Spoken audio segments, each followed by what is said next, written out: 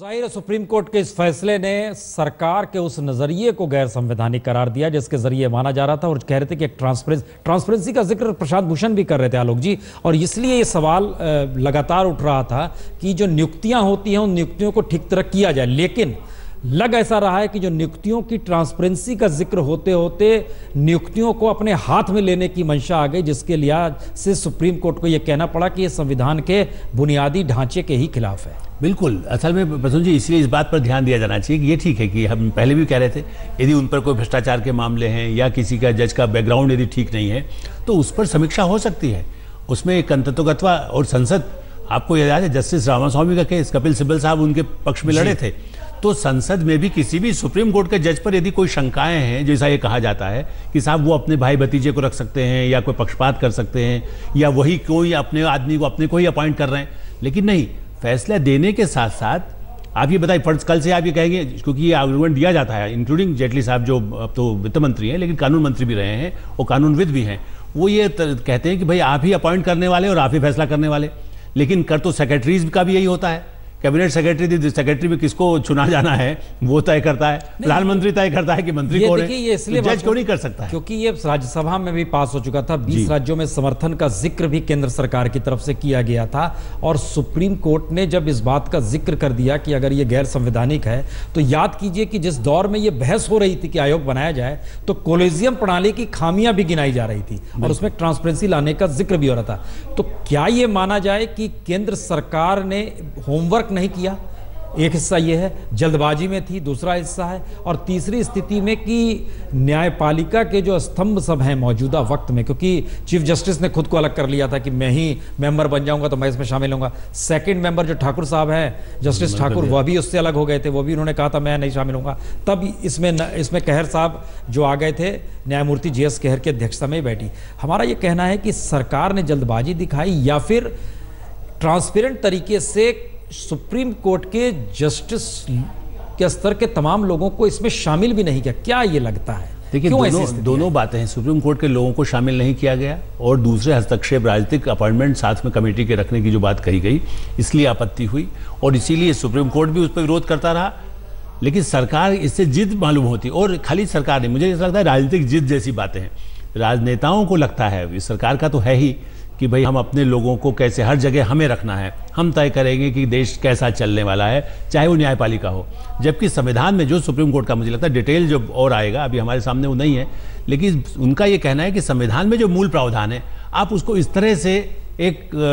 Bill के जरिए, संविधान संशोधन के जरिए आप नहीं फेंक सकते हैं, क्योंकि इसके पीछे एक बहुत गहरी विचार विमर्श के बाद ये तय हुआ है और इसलिए इसकी स्वतंत्रता बनी रहने से ही कार्यपालिका को भी स्वस्थ रखने की आवश्यकता होगी। वरना इसके बनने के बाद तो ऐसा लगेगा कि राजनीतिक अपॉइंटी, मतलब बिल्कुल जैसा सरकार चाहेगी वैसे फैसले कराने वाले लोग रख सकती है, क्योंकि उनका बहुमत होगा और वो वीटो, दो लोग जो गैर सरकारी हैं, जैसा अभी दूसरे वकील भी कह रहे थे, वो लोग वीटो कर देते तो जज यदि किसी को अपॉइंट करना चाहते वो नहीं हो सकता था। आप यदि जिस तरह की व्यवस्था बनाई गई थी उसमें उन लोगों को वीटो के अधिकार भी दिए जा रहे थे जो जज भी नहीं है। बिल्कुल, तो इसका मतलब है कि वो अपनी मर्जी की थोपने की कोशिश होती। तो आप सचिवों को तो अपॉइंट कर सकते हैं, अपने अधिकारियों को कर सकते हैं, लेकिन ये कैसे होगा जज भी आप अपॉइंट करें? वरिष्ठ वकील फाली नरिमन ने दलील भी दी थी कि ये बुनियादी ढांचे का हनन होगा, क्योंकि जिस न्यायिक नियुक्ति आयोग को बनाया जाना है उसमें वो मुख्य बातें का जिक्र ही नहीं है जिसके जरिए ट्रांसपेरेंसी और नियुक्ति को लेकर न्यायपालिका में सुधार की सोच है, उसमें उसका जिक्र नहीं आ रहा है। क्या प्रतिक्रिया है तमाम वकीलों की? संजय, आप सुप्रीम कोर्ट में मौजूद है।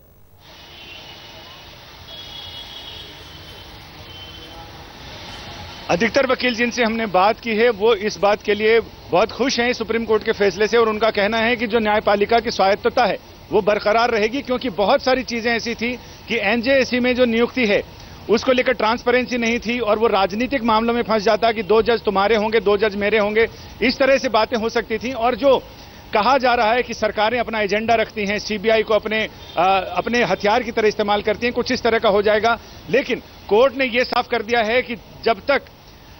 जैसा कोलेजियम सिस्टम चल रहा था उसी सिस्टम से नियुक्तियां आगे होती रहेंगी। अभी तक जो नियुक्तियां हो गई हैं वो अलग बात है, लेकिन आगे जो नियुक्तियां होंगी वो इसी तरह से होंगी। साथ ही जो लार्जर बेंच को रेफर करने की बात थी उसको भी कोर्ट ने सर्वसम्मति से 5 जजों ने उसे निरस्त कर दिया है। लेकिन अब सरकार के पास सिर्फ रिव्यू पिटीशन के अलावा और कोई ऑप्शन बचा नहीं है, कोई विकल्प नहीं है। रिव्यू पिटीशन दाखिल करेगी सरकार इसके बारे में पूरी तरह से अध्ययन करने के बाद। लेकिन फिलहाल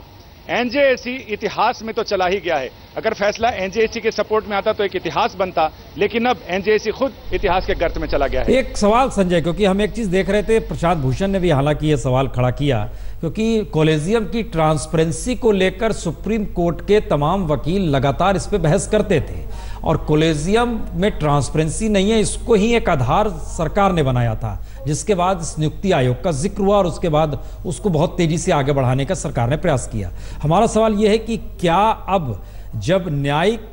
नियुक्ति आयोग इतिहास में चला गया तो कॉलेजियम को लेकर बहस भी इतिहास का हिस्सा हो गई, या उसमें कहीं सुधार की संभावना और ट्रांसपेरेंसी का जिक्र होगा आने वाले वक्त में?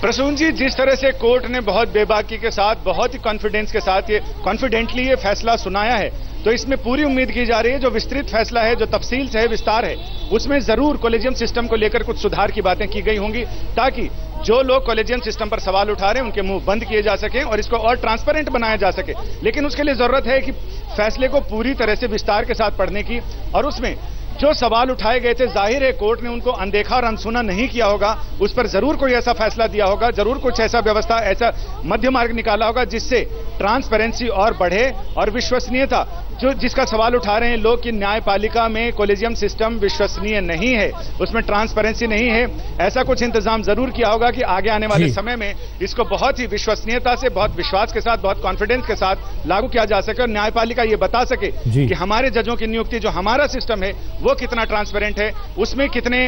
शक की या राजनीतिक दखलंदाजी की किसी तरह कोई गुंजाइश नहीं है, और योग्यता को कितना महत्व दिया जाता है। इन तमाम चीजों को लेकर जरूर कोर्ट ने अपने फैसले में दिया होगा, और उसका इंतजार है लोगों को कि जल्दी ही इसको तफसील से देखा जाए और उसमें फिर यह देखा जाए कि कोर्ट ने इसमें क्या क्या सुधार सुझाए हैं। जी, यकीनन उस फैसले को देखा जाएगा। लेकिन एक सवाल आलोक जी, क्योंकि देखिए कैबिनेट सेक्रेटरी अपॉइंट नहीं करता है सेक्रेटरीज को,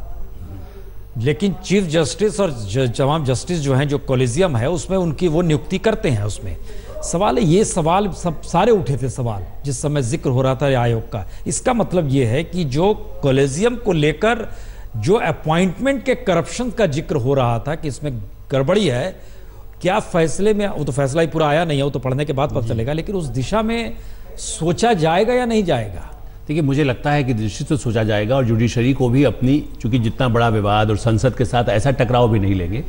कि कहीं ना कहीं वो अपने को दिखाना चाहेंगे कि नहीं, हम ईमानदार और अच्छे लोगों को ही रखते हैं। इसलिए पारदर्शिता का मुद्दा यदि वो नहीं किया गया होगा जजमेंट में, जैसा दोपहर तक यदि जजमेंट सामने आ जाएगा, नहीं किया होगा तो फिर इस पर बहस रहेगी, दबाव भी रहेगा कि उसको कैसे और ट्रांसपेरेंट बनाया जा सकता है। सूचना के अधिकार के तहत उसमें कितनी ज़्यादा सूचनाएं सामने आनी चाहिए, किन जज को अपॉइंट किया, उनकी क्या योग्यता रही, क्या उन पर कभी कोई आरोप रहे। आपको याद होगा, हम नाम नहीं लेना चाहते, लेकिन जस्टिस काटजू ने 1-2 दिन पहले अभी वर्तमान चीफ जस्टिस के खिलाफ भी काफी कुछ टिप्पणियां कर दी, उन्होंने कहा तो इस तरह की जो आपत्ति, इसलिए पारदर्शिता की आवश्यकता तो हमारे भारत के पूरे लोकतंत्र में इसकी आवश्यकता है। मैंने यदि गांधी, नेहरू और अंबेडकर के हिसाब से यदि देश को, जिनको हमारे जो संविधान निर्माताओं के हिसाब से चलना है, तो वो शुरू से हर क्षेत्र में पारदर्शिता को जोर देते रहे हैं, उसमें न्यायपालिका भी शामिल है, उससे आप अलग नहीं हो सकते।